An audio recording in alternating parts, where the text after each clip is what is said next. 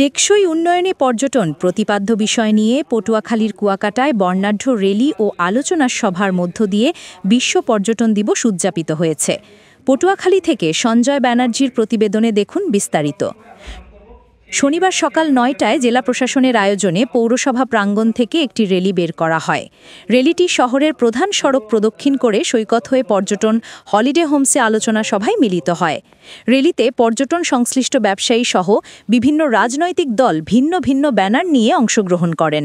আলোচনা সভায় জেলা প্রশাসক ডক্টর মোহাম্মদ শহীদ হোসেন চৌধুরী, ভারপ্রাপ্ত উপজেলা নির্বাহী কর্মকর্তা ইয়াসিন সাদিক ও প্রেস ক্লাব সভাপতি রুমান ইমতিয়াজ তুষার সহ পর্যটন সংশ্লিষ্ট ব্যবসায়ীরা বক্তব্য রাখেন। সভায় পর্যটন সংশ্লিষ্ট ব্যবসায়ীরা কুয়াকাটার বিভিন্ন সমস্যা ও সম্ভাবনা তুলে ধরেন এবং জেলা প্রশাসক সকল সমস্যা সমাধানের আশ্বাস দেন।